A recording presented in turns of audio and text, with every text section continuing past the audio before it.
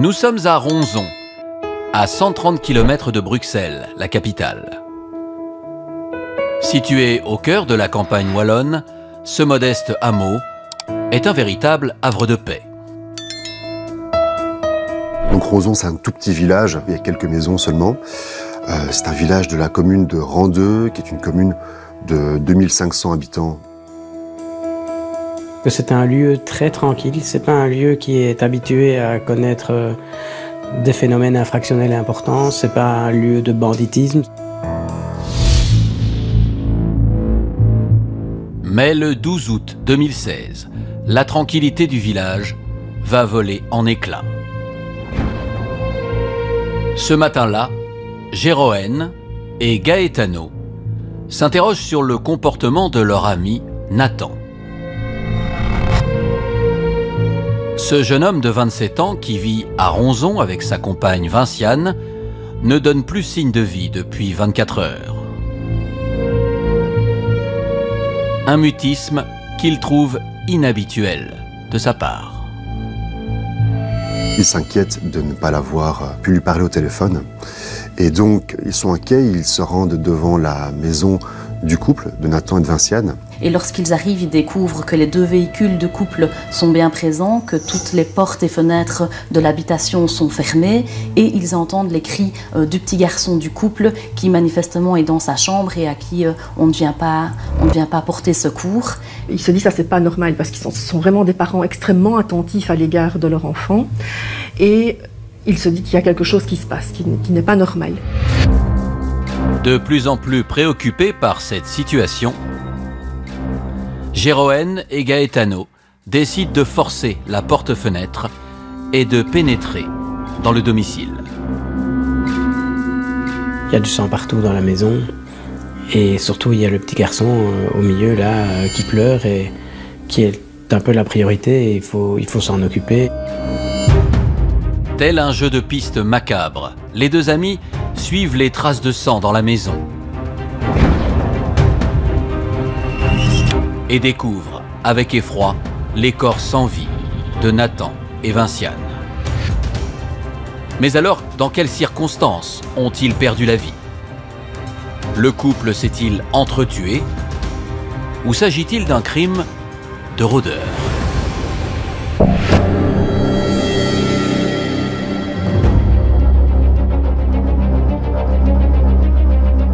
Après avoir pris en charge Gabin, l'enfant du couple, les deux témoins contactent immédiatement les policiers de Marche-en-Famenne, une commune à 15 km de Ronzon. Arrivés sur place, les enquêteurs mesurent à leur tour la gravité de la situation. Et là, ils découvrent une scène de crime absolument insoutenable. Donc, d'abord, il y a le corps de Vinciane qui repose au fond de la baignoire. La baignoire est remplie d'eau à ras-bord. Et donc, elle se trouve dans le fond de la baignoire. Et à l'étage, la chambre dans laquelle on va retrouver le corps de Nathan est une chambre dans laquelle les lits ont été mis en dessus-dessous, bougés complètement et un corps totalement ensanglanté, lardé de coups et du sang absolument partout, des projections de sang, enfin une scène absolument épouvantable. Mais mis à part ces traces de sang, la maison ne présente aucun désordre particulier. Tandis que la piste du cambriolage n'est pas privilégiée, les enquêteurs optent pour une autre hypothèse, après avoir interrogé Gaetano. Il disait qu'il y avait pu y avoir un peu de froid dans le couple, laissant entendre que, comme il n'y a pas d'effraction, ben, il se serait passé peut-être quelque chose entre eux deux. Donc les enquêteurs s'imaginent que, pour une raison indéterminée, Vinciane et Nathan se sont disputés et qu'elle l'a poignardé de plusieurs coups de couteau et qu'elle s'est ensuite suicidée en se noyant dans la baignoire.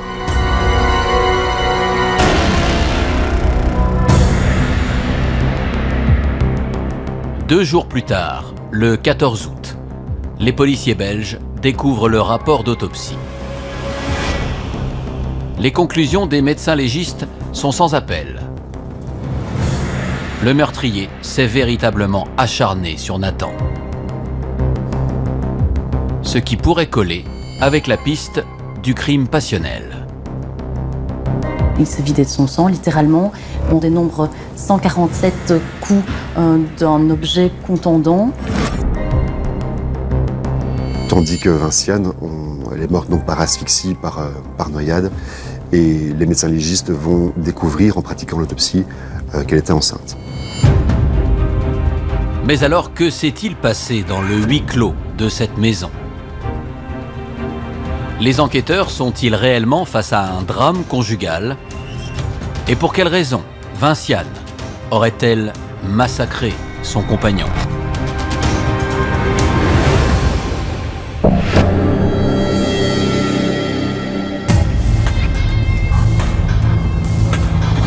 Face à toutes ces incertitudes, les enquêteurs s'intéressent au profil de Nathan et Vinciane. Au cours de leurs auditions, ils apprennent que le couple s'est formé sur les bancs de l'école il y a maintenant 10 ans. Vinciane, c'est une jeune femme plutôt discrète, qui est décrite comme quelqu'un de très attentif à sa famille, très intentionnée, très droite, honnête. Tandis que Nathan, il est décrit comme étant plus extraverti, c'est quelqu'un de très sympathique, qui a le contact facile, quelqu'un qui a beaucoup d'amis, qui est très attachant. Après leurs études, le couple emménage à Ronzon, dans la maison familiale du jeune homme, et commence une carrière professionnelle. Vinciane en tant qu'auxiliaire de vie et Nathan comme graphiste. Il faut savoir que c'est un jeune couple qui s'adore, qui adore leur fils évidemment, et qui réussissent bien dans la vie. Nathan a une société qui se développe bien, il commence à être connu. Interrogés par les policiers de Marche-en-Famenne, les familles des victimes vont complètement discréditer la piste du crime passionnel. Pour elles, il est inconcevable que Vinciane ait pu ôter la vie de Nathan et laisser orphelin leur fils de 20 mois. Vont se dire, c'est impossible. Là, il y a quelque chose qui ne colle pas. Ils étaient dans une situation de grand amour. Au contraire, tout se passait bien. Ils étaient dans un développement professionnel qui était extrêmement positif, l'un comme l'autre. Ils attendaient un heureux événement. Qui peut croire qu'il y aurait eu un drame pareil entre deux? Impossible à croire.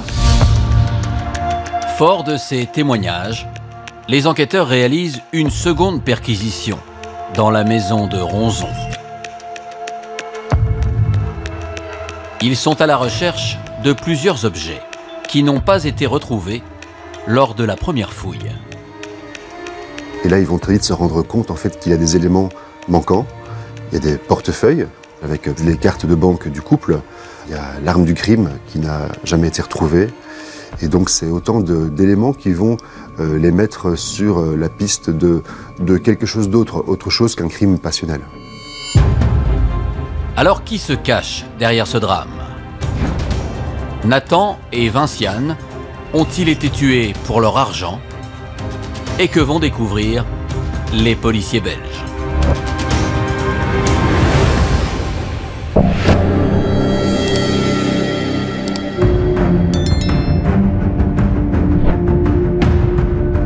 Le 16 août 2016, soit 5 jours après le décès du couple, les policiers de Marche-en-Famenne vont recevoir une information qui va complètement relancer l'enquête. Il s'avère que la maman de Nathan a procuration sur les comptes de son fils et va constater quelque chose d'incroyable, c'est qu'après la mort de son fils, il y a des mouvements bancaires. Quand on fait l'addition de tous les retraits, de tous les transferts qui ont été effectués, on peut considérer qu'il y a plusieurs dizaines de milliers d'euros qui ont été détournés. Là, les choses deviennent évidentes. On les a tués tous les deux dans un but qui était clair, qui était de voler, avec la particularité qu'il n'y a pas de trace d'effraction qui a été constatée. Et que donc, il faut se poser la question de savoir comment les auteurs sont entrés. Désormais convaincu qu'une tierce personne est impliquée dans ce double homicide, les enquêteurs passent la maison du couple au Blue Star. Ce produit chimique qui permet de déceler les plus infimes traces de sang. Et donc c'est là véritablement que l'on constate que dans la salle de bain notamment, du sang a été nettoyé. Et donc à partir de ce moment-là, on sait que ce n'est pas Vinciane qui a tué Nathan. Dans l'espoir d'identifier le ou les meurtriers, les policiers analysent les images de vidéosurveillance des banques, dans lesquelles des retraits ont été effectués avec les cartes de Nathan et Vinciane.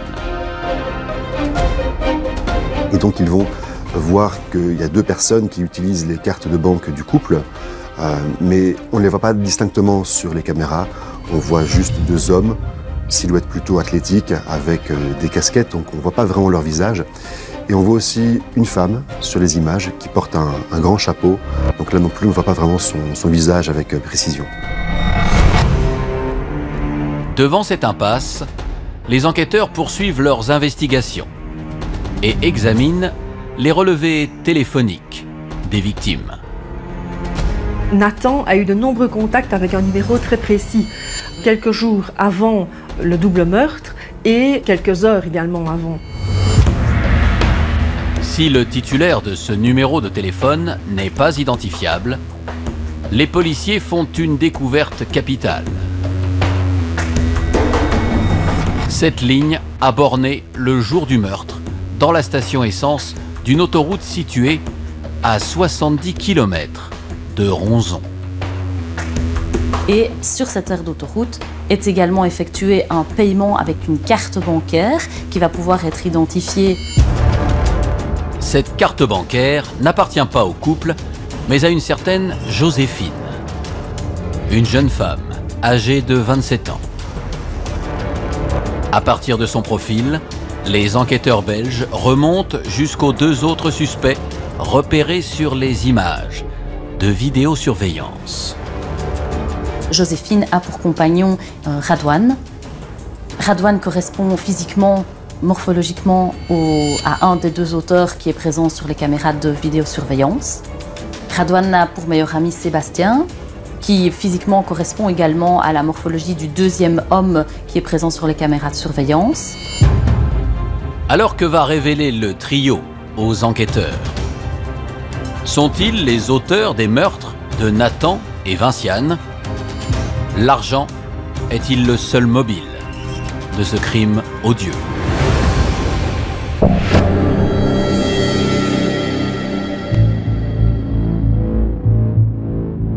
Les suspects identifiés, les enquêteurs belges veulent comprendre quel lien unit Radouane, Sébastien et Joséphine aux deux victimes. Joséphine et Radouane connaissent Nathan et Vinciane grâce à un couple d'amis communs et ils se sont parlé aussi lors d'un barbecue. Et c'est comme ça qu'ils ont fait connaissance, mais ils se connaissent de loin. Après vérification, les policiers découvrent que tous les membres du trio possèdent déjà un casier judiciaire. Radouane et Joséphine pour des infractions au code de la route et Sébastien pour usage de stupéfiants. Sébastien aura vraiment un parcours durant son adolescence qui est très compliqué. Il n'a jamais vraiment réussi à s'intégrer à l'école. Il commettra des petits délits. C'est quelqu'un qui est décrit comme, au final, assez instable.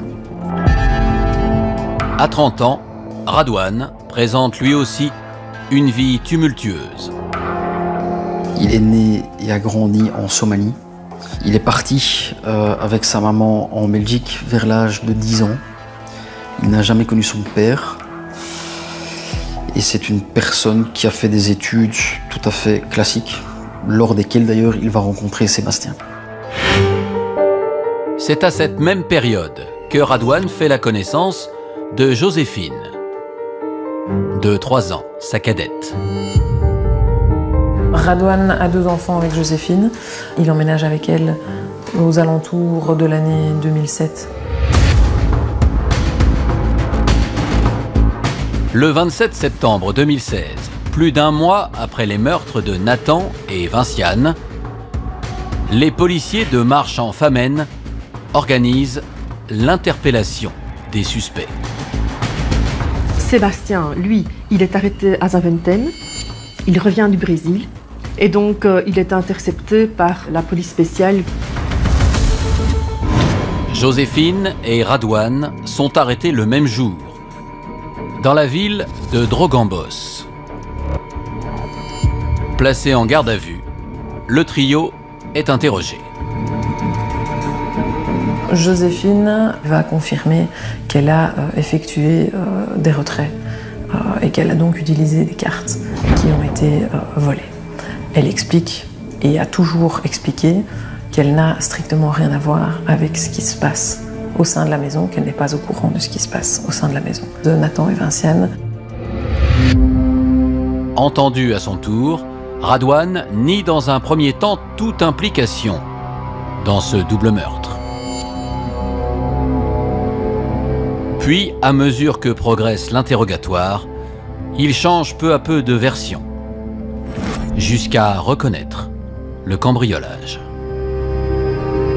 Lors d'un barbecue, Radouane a eu l'information comme quoi Vinciane et Nathan sont millionnaires.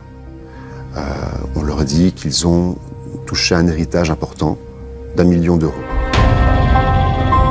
Suite à ce déjeuner, le trentenaire raconte qu'il a donné le tuyau à Sébastien. D'après Radouane, Sébastien a l'idée de réaliser un vol au sein de l'habitation de Nathan et Vinciane. C'est Sébastien qui prendrait l'initiative de se mettre à la recherche d'un flingue, de scotch, de colson. Il va expliquer que le projet n'était pas de tuer qui que ce soit, le projet était d'aller voler les sous. Toujours selon Radouane, le plan de son ami consiste à se faire passer pour des clients potentiels auprès de Nathan, graphiste de profession. Et donc Sébastien va le contacter et lui proposer tout un projet professionnel de lettrage sur des camionnettes, etc. Et donc c'est comme ça que les choses vont s'initier. Un rendez-vous est pris pour le 11 août 2016. Ce jour-là, les 2 faux clients débarquent au domicile du couple à Ronzon, bien déterminés à mettre la main sur leur magot. Ils entrent dans la maison. Sébastien pointe un revolver sur la tempe de Nathan. Radouane va chercher Vinciane qui est dans la maison. Ils sont emmenés tous les deux et pris en otage. Face aux enquêteurs, Radouane assure qu'il a uniquement suivi les consignes de son complice. Sébastien demande à Radouane d'attacher les victimes à l'aide de colson. Sébastien est en train de pointer une arme sur eux et rapidement, ils vont demander les numéros des codes secrets des cartes de banque. Puis alors ils vont vérifier ce qu'il y a sur les comptes et là on constate qu'il n'y a pas le million escompté. Et donc c'est la déception absolue. Sébastien entrerait dans une colère. Selon Radouane, c'est Sébastien qui mène les opérations. C'est Sébastien qui va faire couler de l'eau dans la baignoire pour y noyer Vinciane. Pendant ce temps-là, Radouane doit surveiller Nathan. Tandis que le corps de Vinciane repose au fond de la baignoire, Sébastien aurait poignardé le jeune graphiste sur la mezzanine. Si dans ses aveux, Radouane ne cesse de se dédouaner, son complice va livrer une toute autre version. Sébastien, lui, va jurer qu'il n'a jamais mis les pieds dans la maison du couple. Mais la perquisition de son domicile va complètement changer la donne. On retrouve une console de jeu qui s'avérera être une console qui a été volée au domicile de Nathan et Vinciane. Il y a également un t-shirt que l'on retrouve, un t-shirt qu'il avait sur lui, que l'on voit lors des retraits bancaires, qui ont été identifiés via les vidéocaméras surveillance. Et l'on retrouve aussi et surtout des baskets dont les semelles sont tachées de sang. Les chaussures sont analysées et l'expertise ADN va relever que le sang de Nathan est présent sur ces chaussures. Ne pouvant nier l'évidence, Sébastien revient sur ses propos. Selon Sébastien, en fait, c'est Radouane qui est la tête pensante du coup. C'est lui qui a fait couler de l'eau dans la baignoire et qui a noyé Vinciane. C'est lui aussi qui est monté dans la mezzanine avec Nathan pour le poignarder. Et l'homme de 29 ans va aller encore plus loin dans ses révélations. Sébastien explique qu'effectivement c'est Redouane qui lui a donné le coup et qu'il partait de commun accord sur les lieux du crime et surtout qu'il partait dans l'intention de tuer. À l'issue des gardes à vue, Radouane et Sébastien sont placés en détention provisoire. Joséphine, elle, est assignée à résidence dans l'attente du procès. Alors comment va se dérouler cette audience? Radouane et Sébastien resteront-ils sur la même ligne de défense? Et les proches des victimes connaîtront-ils un jour la vérité?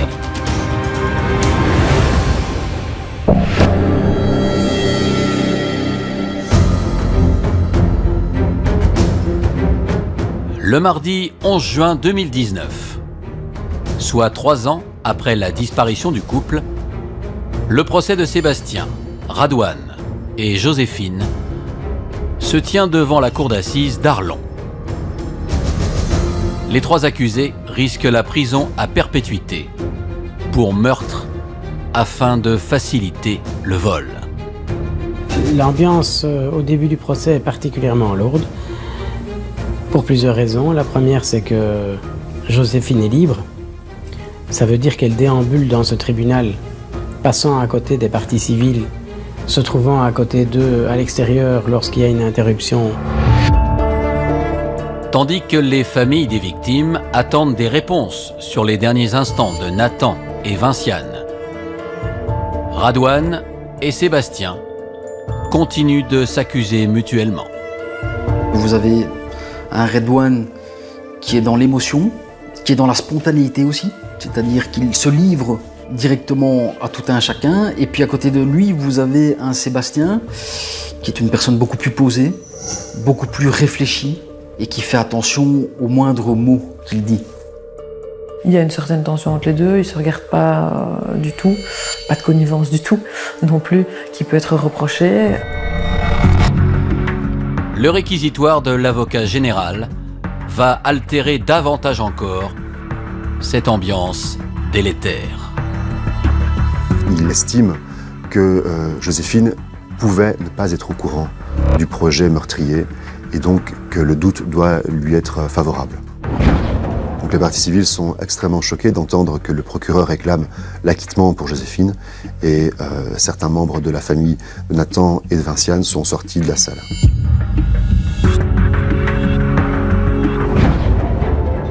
Le 25 juin 2019, après 2 semaines éprouvantes, la cour d'assises d'Arlon rend son verdict.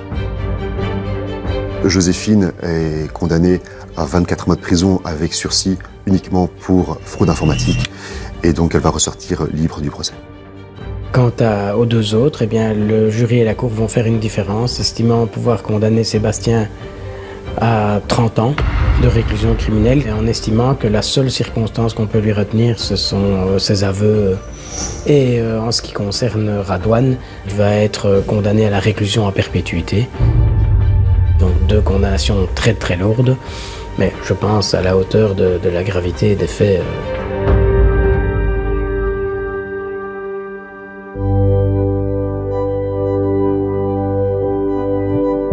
Aujourd'hui, les familles de Nathan et Vinciane sont toujours plongées dans l'incompréhension la plus totale. Mais pour Gabin, le fils du couple, désormais âgé de 6 ans, elle s'efforce de relever la tête. C'est une peine qui leur permet quand même de pouvoir essayer de se reconstruire, continuer à vivre, à voir grandir le petit garçon qui est toujours là et d'essayer d'écrire en tout cas une page et de voir l'avenir de manière en tout cas le plus possible positive. Je crois qu'il faut un petit peu de temps pour que tout ça avance, mais vous savez, un jour ces problèmes reviendront parce que je pense que quand ils seront dans les temps pour obtenir une libération conditionnelle, mais le petit garçon il sera dans les temps de comprendre et c'est face à lui qu'ils se retrouveront. Ça c'est une autre histoire.